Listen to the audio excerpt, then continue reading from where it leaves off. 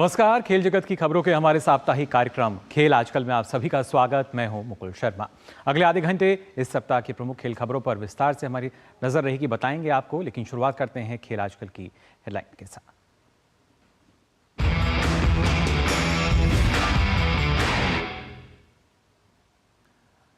खेल आजकल की खास खबरों में सबसे पहले हम यहां बात कर रहे हैं आईपीएल को लेकर। जी हां, सबसे पहले आइए देखते हैं आईपीएल से जुड़ी ये खबर।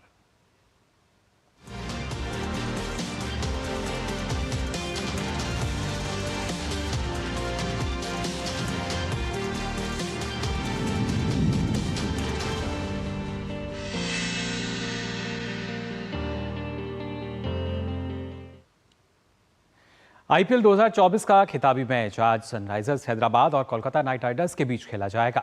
मौजूदा सीजन में दोनों टीमों का सफर शानदार रहा।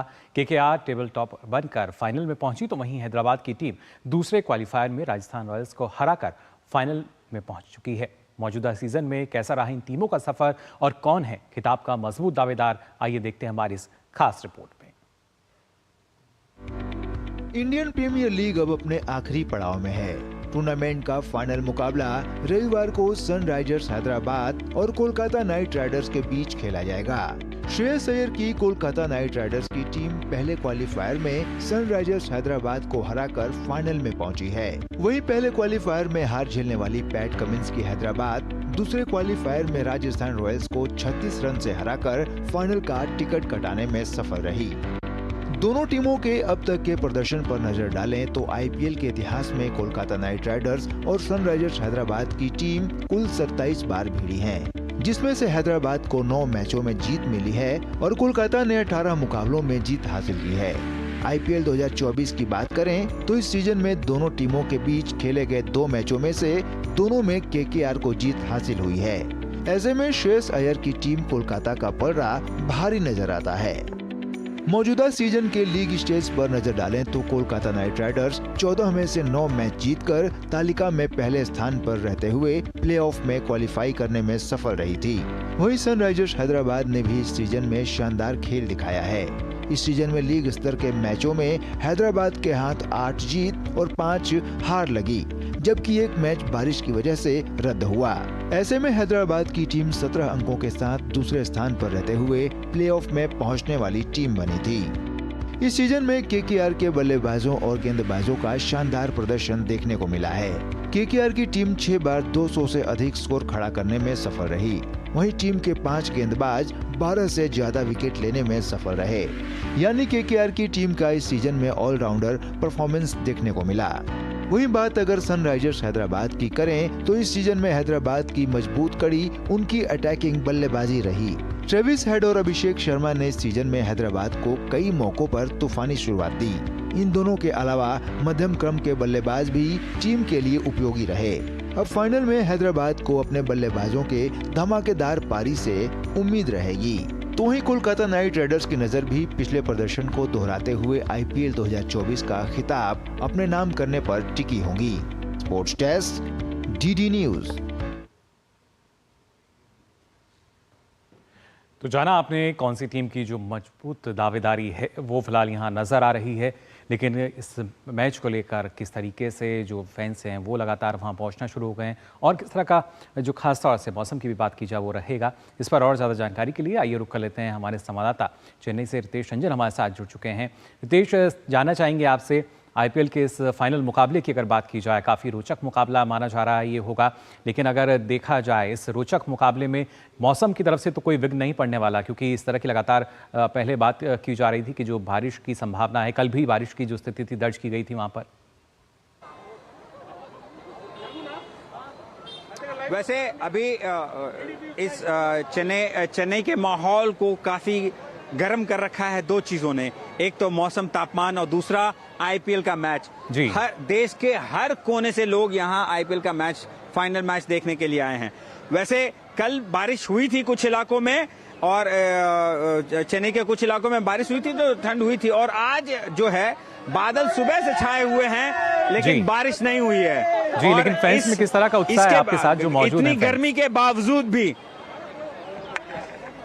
हमारे साथ हर जगह से लोग देखने के लिए आए हैं। कुछ कोलकाता नाइट राइडर्स के सपोर्टर हैं तो कुछ हैदराबाद के सपोर्टर हैं। यूएसए से, कैलिफोर्निया से आया है एसआरएच का मैच देखने के लिए। We are come from Hyderabad, SRH. We are come from Vijayawada, Guntur, Hyderabad and USA, California. Hyderabad. Wish you SRH. Who's your favorite player in Player Abhishek Sharma. Pat Cummins. Pat Cummins. Abhishek Sharma. लोगों में उत्साह है और मैंने देखा है कि local लोगों से जब बात हुई थी, यहाँ के स्थानीय लोगों से जब बात हुई थी तो स्थानीय लोग जो कि चेन्नई सुपर किंग्स के सपोर्टर होते हैं, चेन्नई सुपर किंग्स को ज्यादा पसंद करते हैं, उनका दो फाड़ में बटी हुई है यहाँ के लोकल लोगों का जो टीम है जी। तो उनमें से एक जो दक्षिण अपने को साउथ कनेक्शन से रिलेट करते हुए कुछ लोग हैदराबाद को सपोर्ट करते हैं और कुछ जो कि शाहरुख खान के फैन हैं तो उनका ये कहना है कि हमें शाहरुख खान के लिए हम कोलकाता नाइट राइडर्स को सपोर्ट करते हैं। तो यहाँ काफी और अभी हाल ही में कुछ समय पहले मेरी अभी कुछ लोगों से जो बातचीत हुई थी, राजस्थान को हरा करके हैदराबाद जीती है, इस फाइनल में पहुंची है और राजस्थान के ही कुछ लोग आए हुए हैं यहाँ पे जो कि हैदराबाद को सपोर्ट कर रहे हैं यहाँ पे। जी बिल्कुल, जाहिर तौर पर रितेश, क्योंकि और भी जिले से और भी क्रिकेट की जो दीवानगी और खासतौर से आईपीएल का जो रोमांच है वो बनते ही नजर आता है।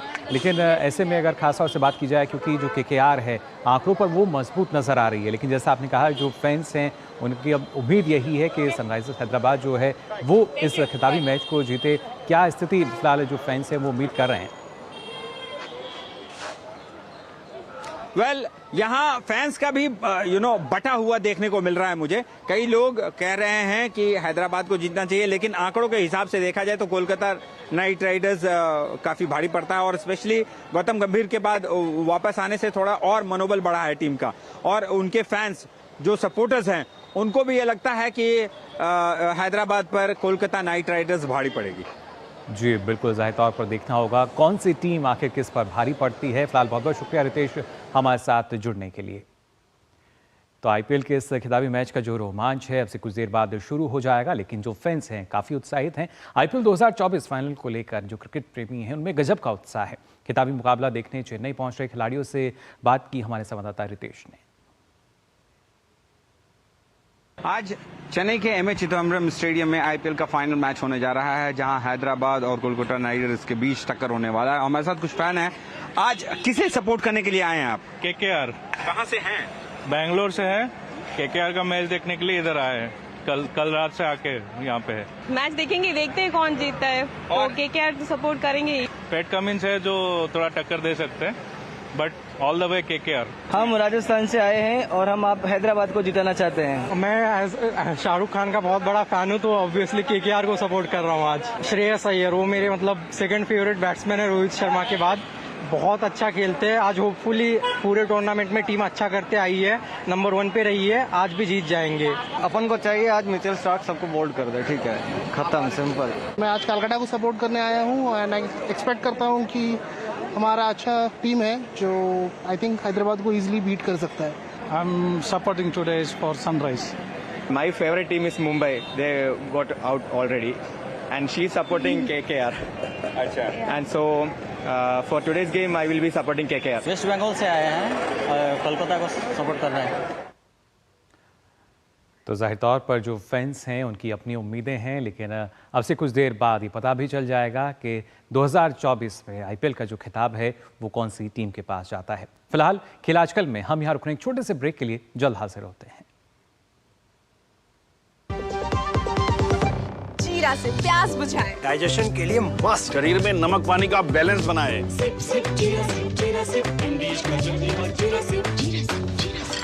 3 करोड़ बहनों को लखपति दीदी बनाएंगे, ये है मोदी की गारंटी।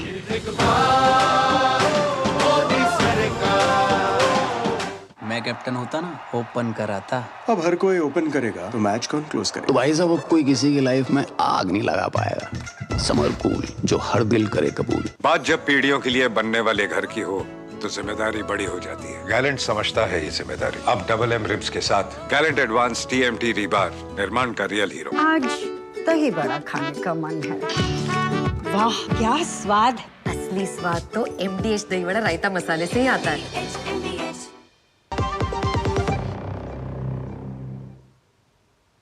ब्रेक के बाद आप सभी का एक बार फिर स्वागत। डीडी न्यूज पर आप देख रहे हैं खेल आजकल और आइए अब बात करते हैं बैडमिंटन की। भारत की महिला badminton star PV Sindhu Malaysia masters में उपविजेता रहीं। उन्हें इस टूर्नामेंट में दूसरे स्थान से ही संतोष करना पड़ा।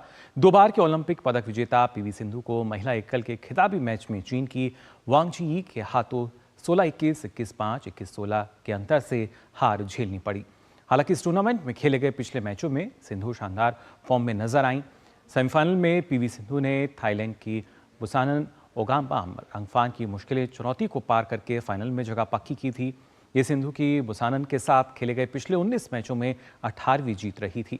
सिंधु का पेरिस ओलंपिक से पहले लेह में वापसी करना भारतीय खेलों के लिए अच्छी खबर है। उम्मीद जताई जा रही है कि सिंधु का ये फॉर्म पेरिस ओलंपिक में उनके प्रदर्शन के लिहाज से काफी अहम है।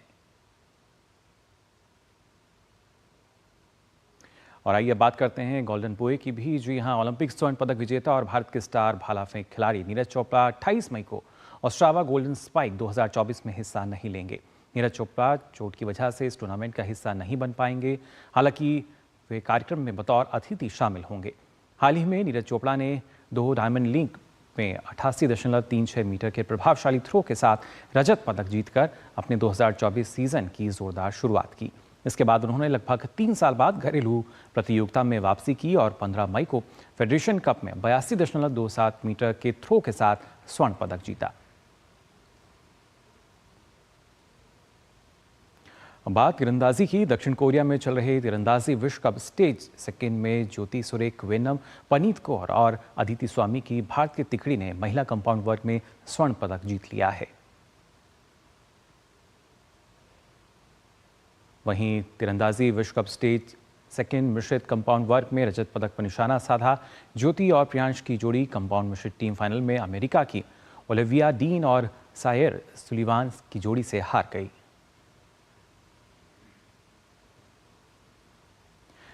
भारत के यूकी बम्भारी और उनके जोड़ीदार अल्बानो ओलिवेटी को लियो ओपन के फाइनल में हार का मुंह देखना पड़ा।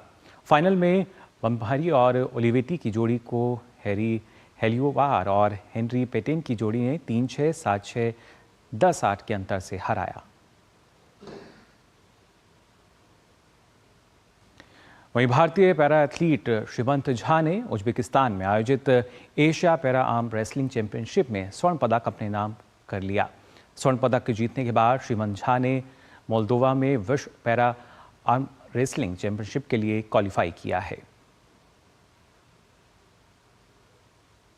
और आइए बात करते हैं हॉकी की। भारतीय पुरुष हॉकी टीम को FIH प्रो लीग में 2-2 की बराबरी के बाद शूटआउट में बेल्जियम से 1-3 से हार का सामना करना पड़ा। मुकाबले में अराईजीत सिंह ने 11वें मिनट में गोल दागकर भारत को बढ़त दिलाई। हालांकि बेल्जियम की ओर से फेलिक्स ने 1-1 गोल दागकर बेल्जियम को बढ़त दिलाई। इसके बाद सुखजीत ने गोल के साथ स्कोर 2-2 कर दिया। शूटआउट में सुखजीत ही भारत के लिए गोल कर सके, जबकि विवेक सागर, अभिषेक और अराईजीत चूक गए और मैच गंवा दिया। और बात क्रिकेट रैप की। इस सप्ताह की क्रिकेट जगत से जुड़ी प्रमुख खबरों पर आइए नजर डालते हैं इस क्रिकेट रैप के जरिए। फिल सिमंस को पैपुआ न्यू गिनी ने अपना स्पेशल कोच नियुक्त किया है। सिमंस के मार्गदर्शन में 2016 में वेस्टइंडीज ने T20 क्रिकेट विश्व कप जीता था। गौतम गंभीर ने कहा कि युवा क्रिकेटर्स की गेंदबाजी गति की बढ़ चढ़कर तारीफ करना उनके लिए घातक हो सकता है, क्योंकि वे और ज्यादा मेहनत करना बंद कर सकते हैं। जेक फ्रेजर मैकगर को IPL में शानदार प्रदर्शन करने के बावजूद ऑस्ट्रेलिया के T20 विश्व कप दल में जगह नहीं मिल सकी। हालांकि माना जा रहा है कि उनके नाम पर चर्चा जरूर हुई थी। लेजेंड्स इंटरकॉन्टिनेंटल T20 लीग की घोषणा दिल्ली में आयोजित एक कार्यक्रम के दौरान हुई। टूर्नामेंट का आयोजन 15 से 29 अगस्त तक अमेरिका के टेक्सास के मूसा स्टेडियम में होगा। इस लीग में दुनिया भर के दिग्गज मैदान पर नजर आएंगे। टूर्नामेंट के पहले संस्करण में 7 टीम खिताब के लिए प्रतिस्पर्धा करेंगी। Sports desk, DD news. तो जाना आपने क्रिकेट रैप में क्या कुछ खबरें रहीं, खास तौर से इस सप्ताह की अगर बात की जाए। वहीं आपने जाना कि किस तरीके से गौतम गंभीर ने कहा है कि युवा क्रिकेटर्स की गेंदबाजी गति की बढ़ चढ़ कर तारीफ करना उनके लिए घातक हो सकता है, क्योंकि वे और ज़्यादा मेहनत करना बंद कर सकते हैं। और वहीं खास तौर से अगर बात की जाए जैक फ्रेजर विक्राक की, तो उनके बारे में भी आपने देखा किस तरीके से सप्ताह में कम इन खबरों ने कहीं ना कहीं सुर्खियां बटोरी। अब आइए आगे बढ़ते हैं। और वहीं अगर बात की जाए मैनचेस्टर यूनाइटेड की, तो इसने FA कप का खिताब पर अपना कब्जा जमा लिया है। प्रतियोगिता के फाइनल में मैनचेस्टर यूनाइटेड ने मैनचेस्टर सिटी को 2-1 से शिकस्त देकर 13वीं बार FA कप खिताब अपने नाम कर लिया। इसके साथ ही मैन यू ने अगले सत्र के लिए यूरोपा लीग के लिए भी क्वालिफाई कर लिया है। शनिवार देर रात खेले गए रोमांचक खिताबी मैच में मैनचेस्टर यूनाइटेड के लिए एजे जांद्रो ने 30 मिनट में पहला गोल किया, जबकि कॉबी मेन्यू ने 39वें मिनट में दूसरा गोल दागा। वहीं मैन सिटी के लिए एकमात्र गोल जेरमी ने 87वें मिनट में किया।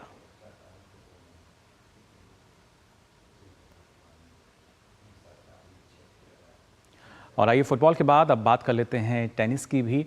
टेनिस स्टार रॉजर फेडरर का कहना है कि प्रोफेशनल टेनिस को अलविदा कहने के बाद भी वे काफ़ी व्यस्त हैं। रॉजर फेडरर अलग अलग टेनिस प्रोजेक्ट से जुड़े रहते हैं। फेडरर ने साफ किया कि वे अपने लिए या किसी भी खिलाड़ी के लिए रिटायर्ड शब्द इस्तेमाल करना पसंद नहीं करते।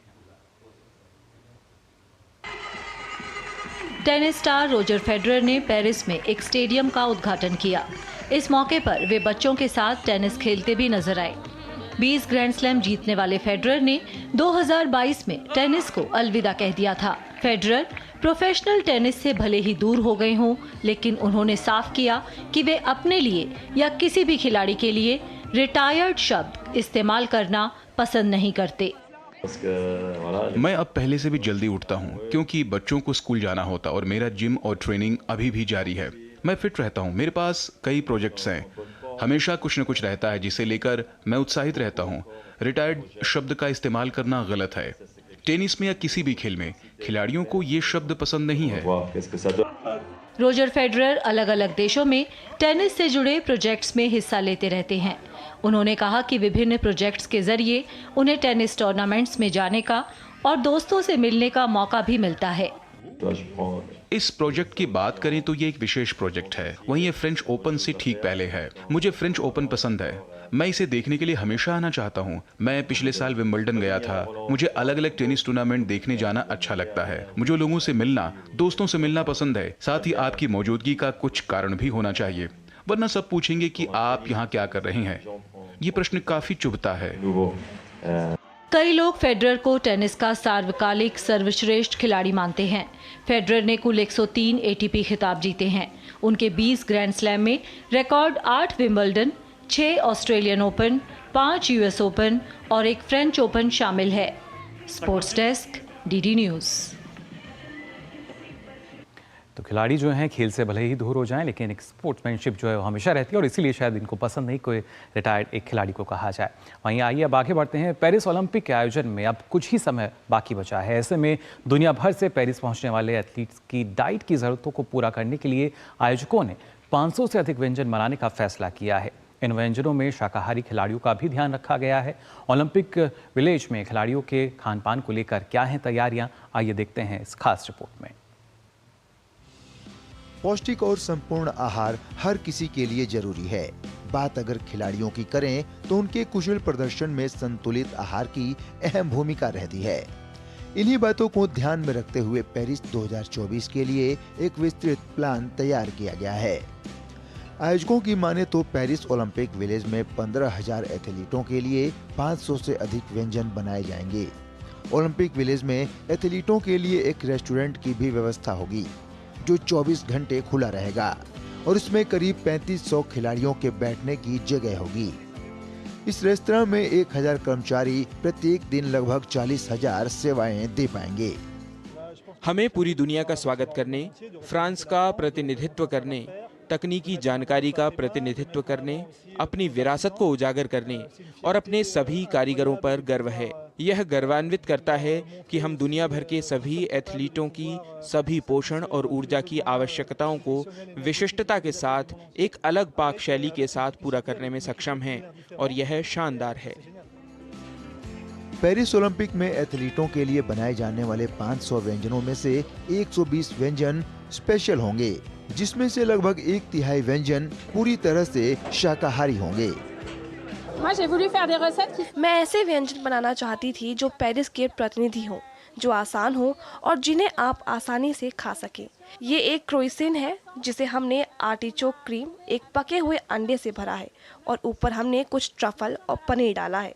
तो साथ ही हमारे पास कुछ ऐसा है जो वास्तव में पेरिस का प्रतीक है। ये एक शाकाहारी व्यंजन है जो हर किसी को पसंद आएगा और चलते समय खाने में आसान भी होगा।